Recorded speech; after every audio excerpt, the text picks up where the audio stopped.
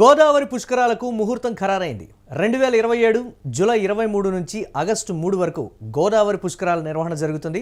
ముందస్తుగా గోదావరి పుష్కరాల కోసం ఇప్పటికే 100 కోట్ల రూపాయలు కేంద్ర ప్రభుత్వం ప్రకటించింది. పుష్కరాలకు వచ్చే భక్తుల సౌకర్యాల కోసం రాజమండ్రి రైల్వే స్టేషన్కు 271.43 కోట్లు కేటాయించారు.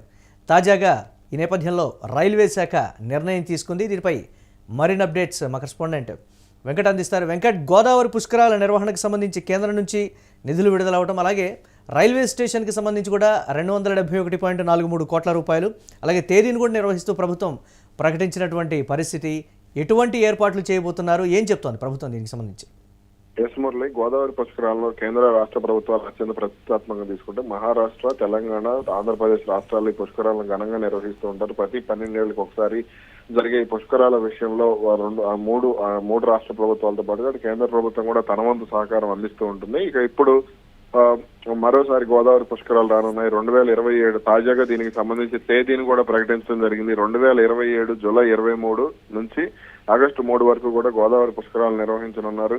ఇక ఇప్పటికే దీనికి సంబంధించి 100 కోట్ల రూపాయలు కూడా కేంద్ర ప్రభుత్వం కేటాయించడం జరిగింది. ఇక పుష్కరాలకు వచ్చే భక్తుల సౌకర్యార్థం రాజమండ్రి రైల్వే స్టేషన్, ఎందుకంటే ఇప్పుడు గోదావరి పుష్కరాలకు సంబంధించి ఇటు భద్రాచలం వెళ్లేవాళ్ళు, పాతికొండల మీదుగా భద్రాచలం వెళ్లేవాళ్ళు కానీ, అదేవిధంగా ఇక్కడ మన కొవ్వూరు ప్రాంతంలో కానీ, అదేవిధంగా ఈ గోదావరి కోనసీమ వెళ్లేవాళ్ళు కానీ ఎక్కువగా రాజమండ్రి రైల్వే స్టేషన్కి వస్తూ ఉంటారు. దీంతో అక్కడ కొంత రైల్వే స్టేషన్ ప్రాంతానికి సంబంధించి కొన్ని ఇబ్బందులు కూడా ఉన్నాయి. దీంతో అక్కడ ఎటువంటి ఇబ్బందులు కలగకుండా దాదాపు 271.43 కోట్లతో అభివృద్ధి కార్యక్రమాలను కూడా రైల్వే శాఖ చేపట్టనుంది. దీనికి సంబంధించి ఇప్పటికే నిధులు కూడా కేటాయించారు. త్వరలోనే నిధులు విడుదలయ్యి వాటి పనులు కూడా మొదలు కానున్నాయి. ముఖ్యంగా ఈ వసతి గదులను కూడా రైల్వే స్టేషన్ పరిసర ప్రాంతాల్లో రైల్వే శాఖ ఏర్పాటు చేసే అవకాశాలు కూడా కనపడుతున్నాయి. అదేవిధంగా రైల్వే శాఖ తరఫున ఘాట్లకు సంబంధించి కొన్ని వాహనాలను కూడా రైల్వే శాఖ ఏర్పాటు చేసే అవకాశం ఉంది. అంటే కొంతమంది రైల్వే స్టేషన్కి వచ్చే భక్తులకు ఎటువంటి ఇబ్బంది లేకుండా, అంటే రద్దీగా ఉన్నటువంటి ప్రాంత సందర్భాల్లో నది వద్దకు భక్తులను తీసుకెళ్లేందుకు కూడా రైల్వే శాఖ చర్యలు తీసుకునే అవకాశాలు అయితే కనపడుతున్నాయి.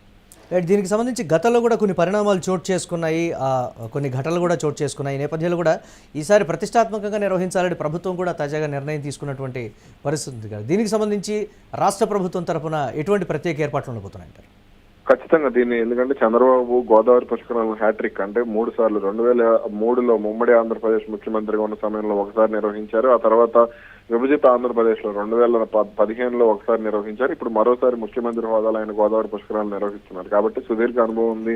అలాగే కృష్ణా పుష్కరాలను 2 సార్లు, గోదావరి పుష్కరాలను 2 సార్లు, అలాగే మిగిలిన నదులు, మన తుంగభద్ర నదులు కానీ, అదేవిధంగా ప్రాణహిత నది పుష్కరాలను కూడా నిర్వహించినటువంటి అనుభవం చంద్రబాబు నాయుడు గతంలో ఉంది.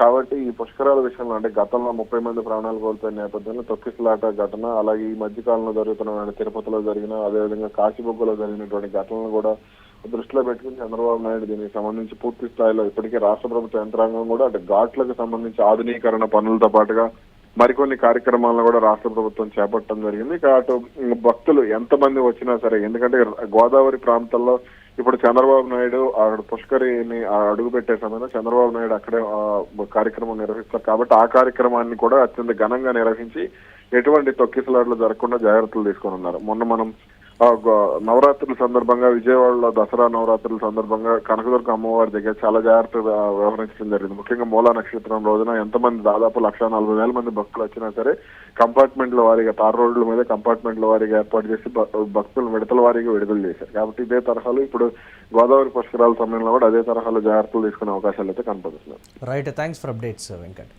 గోదావరి పుష్కరాలకైతే ముహూర్తం అయితే ఖరారైంది. 2027 జూలై 23 నుంచి ఆగస్టు 3 వరకు దీని నిర్వహణ ఉండబోతోంది. గోదావరి పుష్కరాల నిర్వహణకు సంబంధించి ముందస్తుగా గోదావరి పుష్కరాల కోసం ఇప్పటికే 100 కోట్ల రూపాయలు అయితే కేంద్ర ప్రభుత్వం ప్రకటించింది.